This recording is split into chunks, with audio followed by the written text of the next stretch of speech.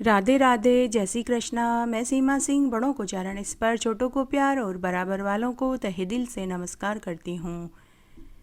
आज मैं आपके लिए ज्येष्ठ मास में केले के पेड़ को सींचने की एक नई कहानी लेकर आई हूँ। आशा करती हूँ यह आपको ज़रूर पसंद आएगी। आइए अब हम ज्येष्ठ मास में केले के पेड़ को सींचने की एक नई कहानी सुनते हैं।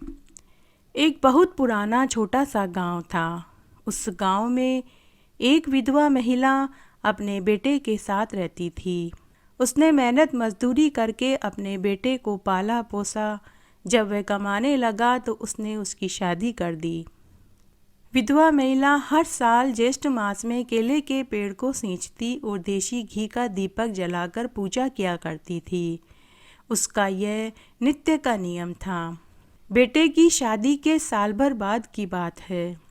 बहू को सास का घी का दीपक जलाना रास नहीं आया तो उसने अपने पति से कहकर अपनी सास का केले के पेड़ में घी का दीपक जलाना बंद करवा दिया। यह कहकर कि इस महंगाई में खुद के खाने को घी नहीं है और आपकी माँ केले के पेड़ के घी का दीपक जलाती है।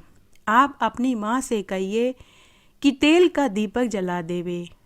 तब बेटे ने अपनी माँ से कहा कि माँ, तुम्हें तो दीपक जलाने से मतलब है, चाहे वह घी का हो या तेल का।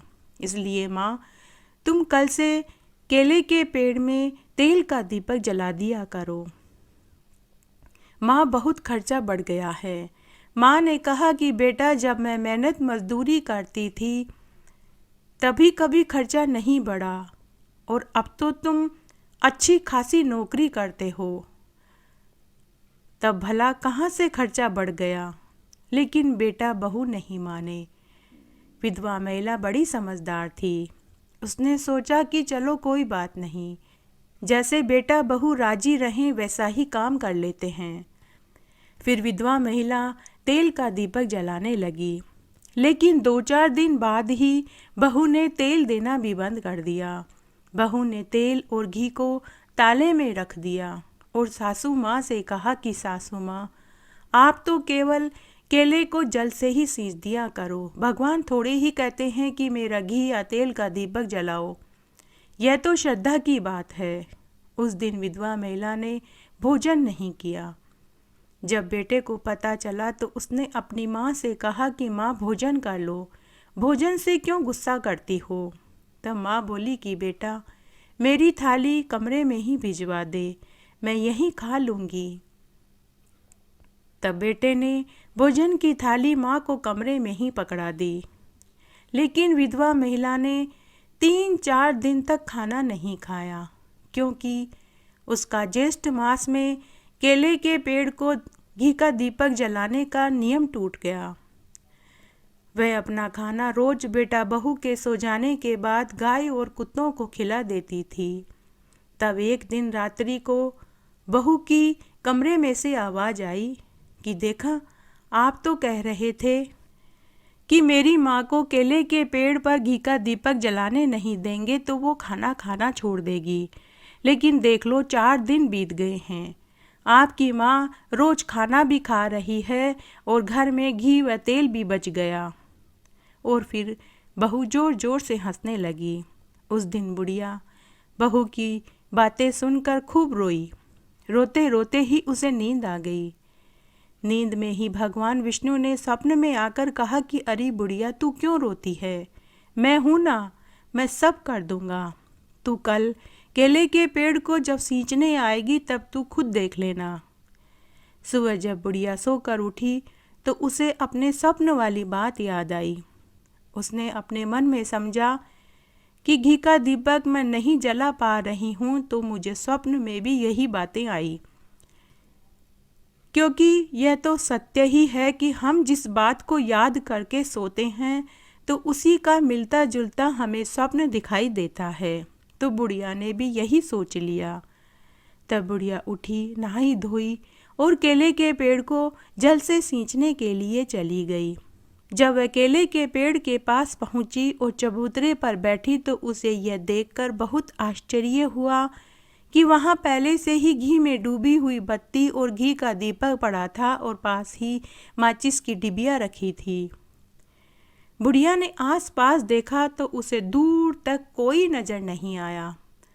तभी उसे पेड़ में से एक आवाज़ सुनाई दी कि अरे बुढ़िया, इधर उधर क्या देखती है? ये घी का दीपक मैंने ही रखा है। अब तू रोज मुझे जल से सींचने आएगी तो तुझे रोज यही घी का दीपक मिलेगा। तू रोज घी के दीपक को चास दिया कर। तेरा ज्येष्ठ मास में केले के पेड़ को घी के दीपक के नियम को मैं नहीं टूटने दूंगा। तूने पूरी उम्र मेरी सेवा करी है, तो क्या मैं तेरे लिए इतना भी नहीं कर सकता? तब वह विधवा महिला केले के पेड़ को गले से लगा करके खड़ी हो गई और खूब रोई। उस दिन बुढ़िया बहुत खुश थी। उसने पहले केले के पेड़ को जल से सींचा, फिर घी का दीपक जलाया और अपने बेटा बहू की खुशहाली की प्रार्थना करी और फिर घर आ गई। उसने घर आते ही कहा कि बहू खाना परोस दो। बहू ने खाना परोस दिया। बुढ़िया खाना खाकर सुख से सो गई। दूसरे दिन बहू के भाई और भाभी आए। तब सूजी का हलवा बनाने के लिए बहू ने ताले में से घी का डिब्बा निकाला तो उसे बहुत ताज्जुब हुआ कि घी का डिब्बा जो भरा हुआ था वह आधा खाली था। उस समय तो वह चुप रह गई। जब उसके भाई और भाभी खाना खाकर चले गए तो उसने यह बात अपने पति को बताई कि तुम्हारी माँ शायद अलमारी में से घी चोरी करके केले के पेड़ को दीपक जलाती है। मैंने जब घी के डिब्बे को ताले में रखा था तो यह भरा हुआ था, लेकिन आज देखा तो यह आधा खाली निकला। पति बोला कि जब अलमारी में तुमने ताला लगा दिया है तो मेरी माँ कैसे घी ले सकती है? तुमने मेरी माँ को क्या चोर समझ रखा है? क्यों तुम बेकार की बकवास करती हो? तब बहू बोली कि हमें घी की अलमारी और तुम्हारी माँ दोनों की निगरानी करनी चाहिए, तभी सच्चाई का पता चलेगा। तब दोनों बेटा बहू ने निगरानी रखी, लेकिन माँ ने घी की अलमारी की तरफ जाना तो छोड़ घी की अलमारी की तरफ देखा भी नहीं।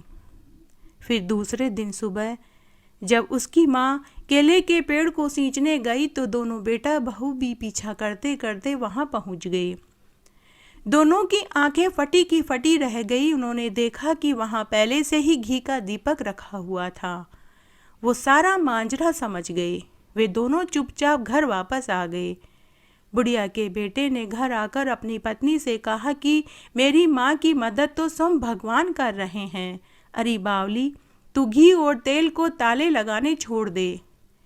तू अगर यह देख कर भी नहीं समझी तो तू ही पाप की भागिन बनेगी। उस दिन बहू भी एकदम शांत हो गई। जैसे ही बुढ़िया माई घर आई तो बहू सासू के रोटी मांगने से पहले ही घी की रोटी और सब्जी की थाली लेकर पहुंच गई और बोली कि सासू माँ, कल से आप केले के पेड़ को सींचने जाओ तो घी का दीपक भी लेकर जाना। आपके बेटा 2 किलो घी बाजार से लेकर आए हैं। बुढ़िया को बड़ा आश्चर्य हुआ कि आज तो रोटियों के भी घी लगा है और बहू की बातें भी घी से चुपड़ी चुपड़ी लग रही है। जरूर मेरे ही बेटे ने इसे कुछ कहा होगा। इस तरह बुढ़िया दूसरे दिन से घी का दीपक लेकर केले के पेड़ के पास गई तो उस दिन बुढ़िया को वहाँ घी का दीपक नहीं मिला, जो हमेशा वहाँ पड़ा मिलता था। बुढ़िया समझ गई कि भगवान को मालूम चल गया है कि आज तो मैं घर से घी का दीपक ला रही हूँ, इसीलिए उन्होंने घी का दीपक पहले से यहाँ नहीं रखा। इस तरह अब बुढ़िया घर से घी ले जाने लगी, लेकिन जितना घी डिब्बे में से बुढ़िया निकालती, डिब्बा वापस घी से भर जाता। इस बात पर बुढ़िया ने तो ध्यान नहीं दिया, लेकिन बेटा बहू का बराबर ध्यान रहा। बेटे ने अपनी पत्नी से कहा कि मेरी माँ तो देवी है, देवी साक्षात अन्नपूर्णा है। उस दिन बहू ने भी यह बात स्वीकार कर ली। इस तरह ज्येष्ठ मास की पूर्णिमा की तिथि आ गई। तब विधवा महिला अपने बेटा बहू से बोली कि मुझे एक ब्राह्मण को भोजन कराना है और दान दक्षिणा भी देनी है। तो बेटा बहू तुरंत मान गए। और बोले कि माँ, आप जो कहेंगे वही होगा। तब बहू ने ज्येष्ठ पूर्णिमा के दिन स्वादिष्ट घी की पूड़ियाँ, मालपुए, मिर्च के टपोरे, खीर इत्यादि सामग्री बनाई और एक ब्राह्मण जोड़ी को भोजन कराया और 5 सेर गेहूँ और 5 सेर ज्वार, जूता, छाता, पंखा, आम, तरबूज, ब्राह्मण और ब्राह्मणी को 5-5 कपड़े और दक्षिणा भी दी। उस दिन बुढ़िया बहुत खुश थी, जैसे उसकी कोई लॉटरी लग गई हो। उस रात बुढ़िया को सुख भरी नींद आई। सुबह बुढ़िया देर तक सोती रही। बेटा बहू रोज की तरह जल्दी उठ गए। उन्होंने देखा कि उनका घर अन्न धन की ढेरियों से भरा हुआ था। उनको बहुत आश्चर्य हुआ। उन्होंने अपनी माँ को उठाया और इसका कारण पूछा। तो बुढ़िया माई ने कहा कि यह ज्येष्ठ मास में केले के पेड़ को सींचने और घी का दीपक जलाने का फल भगवान विष्णु ने दिया है। हे विष्णु भगवान, जैसा सुख आपने बुढ़िया माई को दिया वैसा सबको देना, कहानी कहने वाले को, सुनने वाले को और हुक्कारा भरने वाले को। घटती हो तो पूरी हो तो परवान चढ़े, भूले बिसरे नाम तेरे भंडार में भरे। अगर आपको ये कहानी अच्छी लगे तो इसे ज़्यादा से ज़्यादा लाइक करें, अपने दोस्तों और रिश्तेदारों में ज़रूर शेयर करें ताकि उन्हें भी केले का पेड़ सींचने की कहानी सुनने का पुण्य फल प्राप्त हो सके और आपको इसका पुण्य मिल सके। और हमेशा की तरह अगर अभी तक आपने मेरे चैनल को सब्सक्राइब नहीं किया है तो कृपया मेरे चैनल को सब्सक्राइब करें ताकि मेरा आगे आने वाला वीडियो सबसे पहले आपको मिले। मेरे साथ बने रहने के लिए आपका धन्यवाद। आगे की कथा कहानी के लिए भी आप इसी तरह मेरे साथ बने रहें। धन्यवाद।